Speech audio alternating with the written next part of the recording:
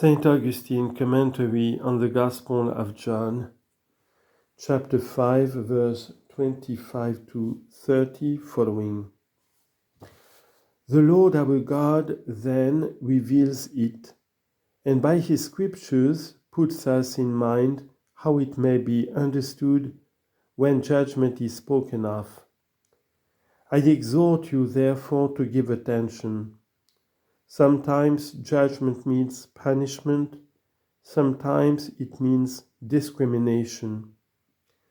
According to that mode of speech in which judgment means discrimination, we must all appear before the judgment seat of Christ, that a man may there receive what things he has done in the body, whether it be good or ill. For this same is a discrimination, to distribute good things to the good, evil things to the evil. For if judgment were always to be taken in a bad sense, the psalm would not say, "Judge me, O God." Perhaps someone is surprised when he hears one say, "Judge me, O God."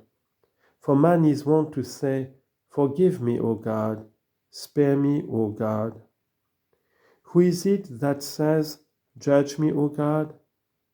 Sometimes in the psalm, this very verse even is placed in the pause, to be given out by the reader and responded by the people. Does it not perhaps strike some man's heart so much that he is afraid to sing and to say to God, "Judge me, O God"? And yet the people sing it with confidence, and do not imagine that they wish an evil thing in that which they have learned from the divine word, even if they do not well understand it. They believe that what they sing is something good. And yet even the psalm itself has not left a man without an insight into the meaning of it. For, going on, it shows in the words that follow what kind of judgment it spoke of. That it is not one of condemnation, but of discrimination. For, says it, "Judge me, O God." What means, "Judge me, O God, and discern my cause from an unholy nation"? According to this judgment of discerning, then, we must all appear before the judgment seat of Christ. But again, according to the judgment of condemnation. "Whoso hears my word," says he, "and believes him that sent me, has eternal life, and shall not come into judgment, but makes a passage from death to life." What is "shall not come into judgment"? Shall not come into condemnation. Let us prove from the scriptures that judgment is put where punishment is understood, although also in this very passage, a little further on, you will hear the same term judgment put for nothing else than for condemnation and punishment. Yet the Apostle says in a certain place, writing to those who abused the body, what the faithful among you know. And because they abused it, they were chastised by the scourge of the Lord. For he says to them, "Many among you are weak and sickly and deeply sleep. For many therefore even died."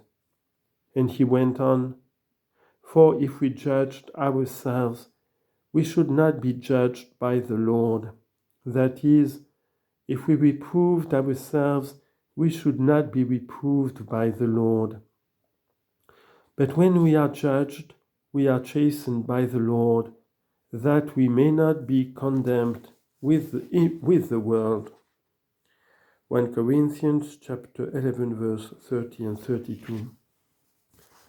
There are therefore those who are judged here according to punishment, that they may be spared there. There are those who are spared here, that they may be the more abundantly tormented there. And there are those to whom the very punishments are meted out without the scourge of punishment, if they be not corrected by the scourge of God, that, since here they have despised the Father that scourges, they may there feel the judge that punishes. Therefore, there is a judgment into which God, that is, the Son of God, will in the end send the devil and his angels, and all the unbelieving and ungodly with him. To this judgment he who, now believing, passes from death unto life, shall not come.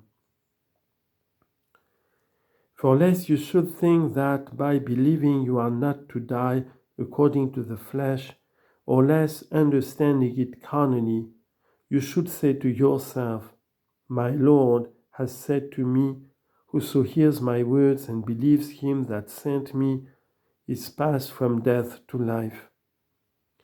I then have believed, I am not to die. Be assured that you shall pay that penalty, death, which you owe by the punishment of Adam. For he in whom we all then were received this sentence, You shall surely die. Genesis chapter 2 verse 17. Nor can the divine sentence be made void. But after you have paid the death of the old man, you shall be received into the eternal life of the new man, and shall pass from death to life. Meanwhile, make the transition of life now. What is your life? Faith. The just does live by faith. Habakkuk chapter 2 verse 14, Romans chapter 1 verse 17. The unbelievers, what of them? They are dead. Among such dead was he in the body of whom the Lord says, Let the dead bury their dead. Matthew chapter 8 verse 22.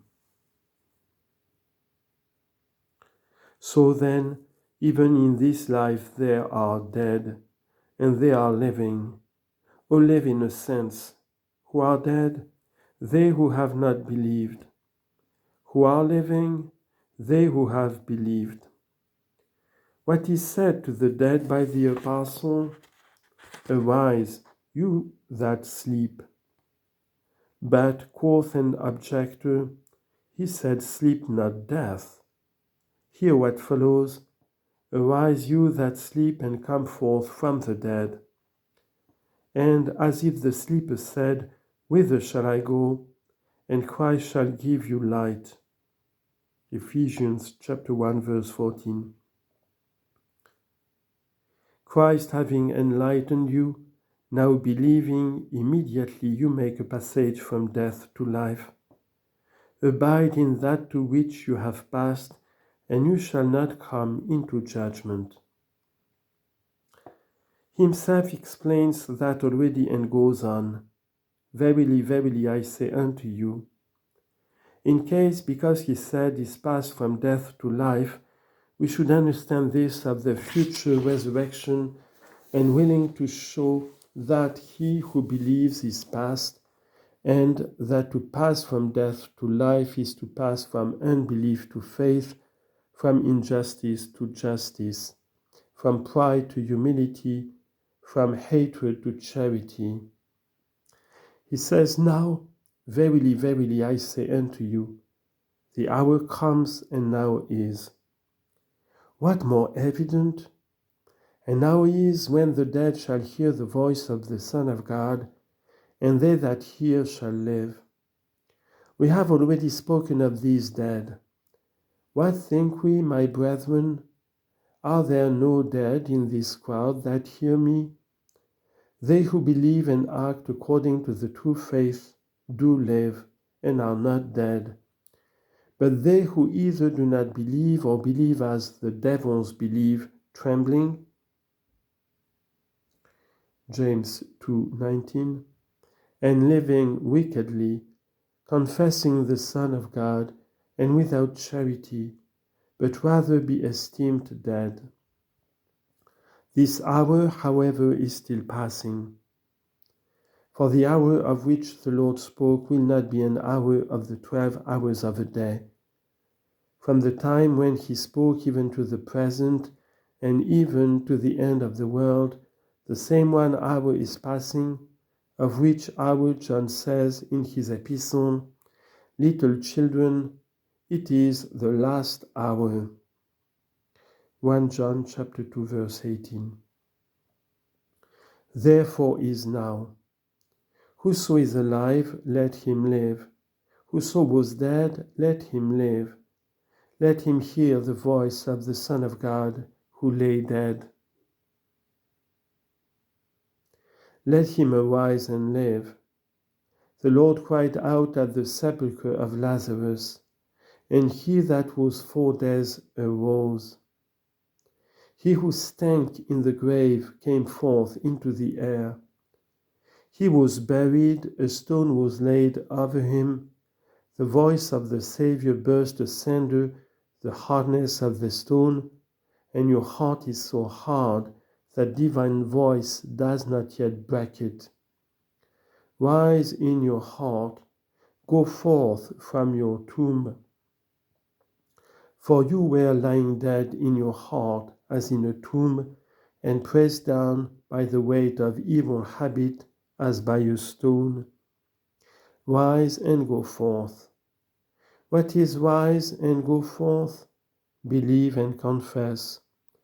For he that has believed has risen. He that confesses is gone forth. Why said we that he who confesses is gone forth? Because he was hid before confessing. But when he does confess, he goes forth from darkness to light. And after he has confessed, what is said to the servants?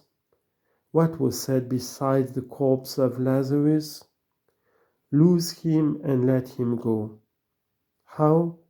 As it was said to his servants, the apostles, what things you shall loose on earth shall be loosed in heaven. Matthew chapter 18, verse 18.